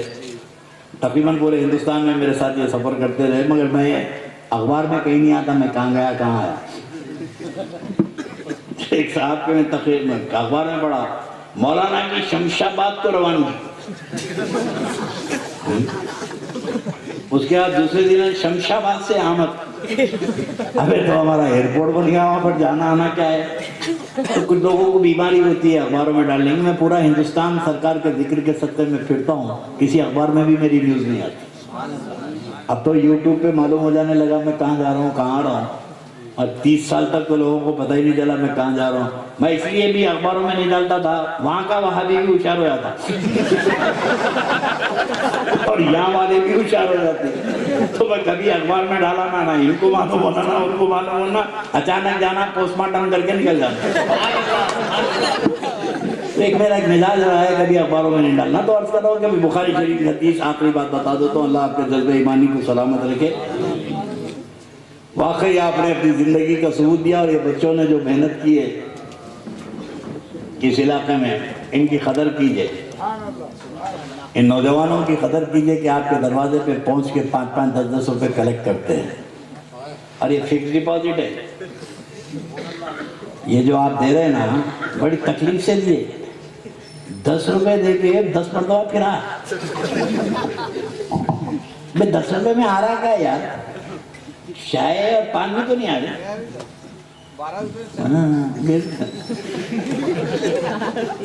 10-20 روپے دیتا, کل آؤ, شام میں آؤ, باوا نہیں ہے, اماں نہیں ہے. لیکن یہ تیرے 10-20 روپے جو جمع ہو رہے ہیں, تجھے اس کی قدر نہیں ہے, لیکن معیشت میں کام آئیں گے. جہاں کوئی سہارا نہیں ہوگا نا, وہاں یہ خرچہ کام آئے گا. اللہ کی بارگاہ میں تو اتنا بولیں گے مولا بہت کچھ خرچ کر لیا, اب حساب کتاب نہیں, تیرے محبوب کے لیے بھی کچھ کیا ہوں. اگر وہ قبول ہے تو مولا میرا کرم فرما دے. اور چھوٹی چھوٹی چیزیں کام آ جاتی ہیں معیشت میں. جب اللہ نہیں چاہا معیشت میں, جب اللہ نہیں چاہا تو باپ بیٹے کو نہیں پہچانا, ماں بیٹے کو نہیں پہچانا. نفسا نفسی کا قیامت میں ہے, کئی دوڑ رہیں گے. یہ وہابیوں کو ایک ہی پیریڈ یاد ہے, سورج سوانے سے پہ پسینے میں تیریں گے. بیٹا تم کو تمہارا انجام معلوم ہے, ہم کو ہمارا معلوم ہے, ہم کو نبی کا سایہ معلوم ہے. ہم کو غوث اعظم کا دامن معلوم ہے, ہم کو غریب نواز کا سہارا معلوم ہے, ہم کو یہ معلوم ہے, تم کو وہ معلوم ہے, تم کو مرنا ہے اس لیے معلوم ہے. کوئی نہیں بچاتے, کوئی نہیں بچاتے. اپنی پریشانی کا تھا, جب بولا نہیں بچاتے نہیں بچاتے, بولا صحیح تو بول رہا, اس کو کوئی نہیں بچاتے, اس کو کوئی نہیں بچاتے اس لیے بول رہا نہیں بچاتے. ہمارے بچانے والے تو موجود, ہمارے بچانے والے تو محشر میں موجود ہے بھائی. ہر ایک اپنا اپنا انجام بتا رہا ہے. اگر ہم بتا رہے ہیں تو تم کو کیا تکلیف ہو رہی؟ تم اپنا رزلٹ بولو, ہم اپنا رزلٹ بولتے. تم اپنا رزلٹ بولو, ہم اپنا رزلٹ بولتے. دیکھو رزلٹ کیسا ہے. جب اللہ قیامت میں مختلف پیریڈ رہیں گے, جب اللہ غضب فرمائے گا, اللہ کی صفتوں میں جلالیت بھی ہے, جبروت ہے, قہار ہے. جب قہاریت کا ظہور ہوگا تو سب کی زبان بند ہوگی, کوئی کسی کو نہیں پہچانے گا محشر میں. تو وہ منظر بیان کرتے ہیں جو قہاریت کا ظہور ہے. جلال پروردگار جب ظاہر ہوگا تو سب کی زبانیں بند رہیں گی. جب شان رحمانیت کا ظہور ہوگا, جب شان کریمی کا ظہور ہوگا تو قہاریت کے ظہور میں کوئی کسی کو نہیں پہچانے گا. اور جب کریمی کا ظہور ہوگا, رحمانیت اور رحیمیت کا ظہور ہوگا تو پیر و مرشد مرید کو پہچان. سبحان اللہ, سبحان اللہ. غوث اعظم اپنے غلاموں کو پہچان لیں گے. یہ شان کریمی کا پیریڈ ہے. اور ہم جو بیان کرتے ہیں وہ کریمی کا پیریڈ بیان کرتے ہیں. جلالیت کا پیریڈ تو ہے, لیکن کریمی کا پیریڈ یہ ہے کہ میدان محشر ہے, ترازو پہ نامے اعمال تولے جا رہے ہیں. بڑے بڑے جماعت والوں کو فرشتے پکڑ کے لے جا رہے ہیں. انہیں بولا یار ملک پیٹ کا اپنے پاس تو کچھ ہے بھی نہیں. اچھے اچھے لوگ ہیں, 5 مرتبہ چلا کر کے آئے, 2 مرتبہ عمرہ کرے, فرشتے پکڑ نہیں دینا, جہنم میں لے جا رہے ہیں. اب انہیں پریشان ہے کیا کروں, کدھر کروں. اس کو بھی پکڑ کے فرشتے لے گئے جہنم میں, لے کے جا رہے ہیں. بخاری شریف باب شفاعت کی حدیث ہے, جہنم میں لے کے جا رہے ہیں. انہیں پیچھے بنا ہوا جا رہا, سامنے سے ایک اللہ کے ولی فرشتوں کے جھرمٹ میں بڑی عزت و احترام کے ساتھ جنت کی طرف جا رہا ہے. بڑا نورانی چہرہ ہے, کوئی بزرگ ہے. انہیں دیکھ لیا, فرشتے جہنم میں رہ گئے, چھڑا کے بولا حضرت السلام علیکم. بخاری کا جی سنا رہا ہوں, اسٹائل میرا ہے. حضرت السلام علیکم. تو حضرت بڑے عزتوں کے ساتھ فرشتوں کے جھرمٹ میں جا رہے ہیں. وعلیکم السلام. پہچانے پہچانے. حضرت نے فرمایا میں نہیں پہچانا. ارے پہچانو حضرت, ارے پہچانو, جہنم میں لے جا رہے ہیں یہ لوگ, جہاں فرشتے جہنم میں لے جا رہے ہیں, آپ پہچانو. تو حضرت نے کہا بیٹا میں نہیں پہچانتا, کون ہے تو؟ ارے آپ ایک بار میرے گاؤں کو آئے تھے. کون سا گاؤں؟ گاؤں کا پتہ بولا. حضرت نے کہا مجھے ذہن میں نہیں آ رہا. نہیں حضرت آپ آئے تھے, میں وضو کا پانی دیا تھا آپ کو, لوٹے میں بھر کے وضو کا پانی دیا تھا. بیٹا مجھے یاد نہیں آ رہا. بولے یاد کرو حضرت, مصیبت میں پڑا ہوا. ارے جہنم میں لے جا رہے ہیں لوگ, آپ یاد کرو. اس کے گڑ گڑانے کو اللہ کے ولی دیکھے, جنت میں جاتے جاتے پلٹ کے آئے, رب العزت کی بارگاہ میں سجدہ کرے.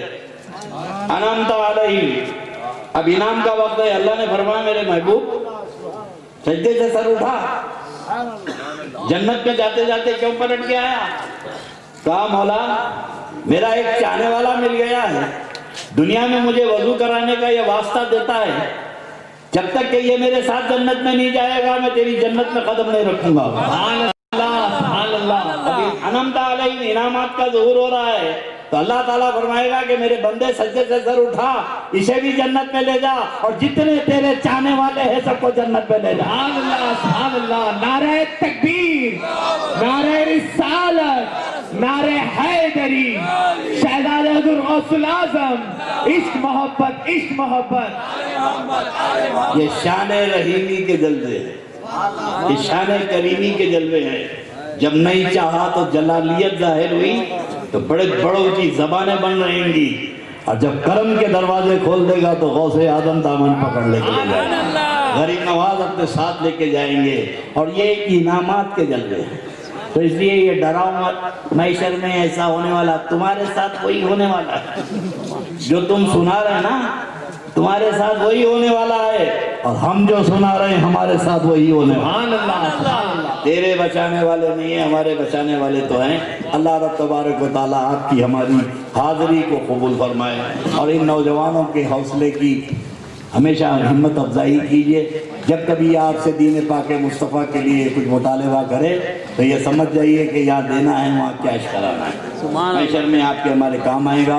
اللہ رب تبارک و تعالیٰ سید عبداللہ قادری اور ان کے تمام ساتھی جتنے میرے مریدین محبین متقدین ہیں، میں اللہ کی بارگاہ میں دست و دعا ہوں، اللہ ان کے رزق میں برکت عطا فرما، ان کے کاروبار میں برکت عطا فرما، ان کی تجارتوں میں برکت عطا فرما۔ آپ اطمینان سے کھڑے ہو، لمبا چوڑا سلام نہیں، ایک شعر پڑھیں گے، رخصت ہو جائے گی، کھڑے ہو جائیں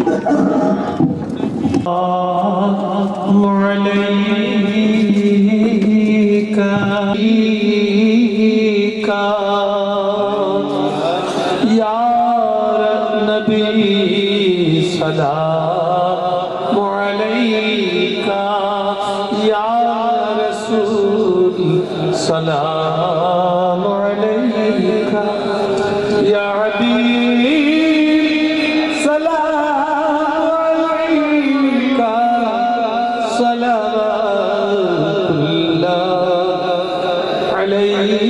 علیکہ یا حبیب،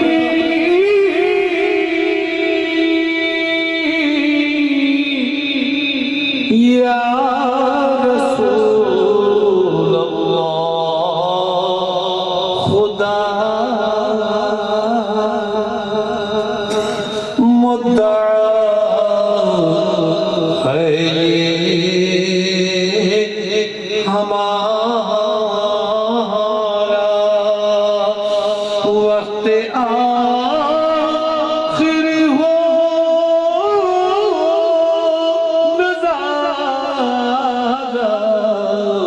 آقا نام ہو لب پر تمہارا، یا نبی سلام علیکہ، یا رسول سلام علیکہ، یا حبیب سلام علیکہ، صلوات اللہ علیکہ۔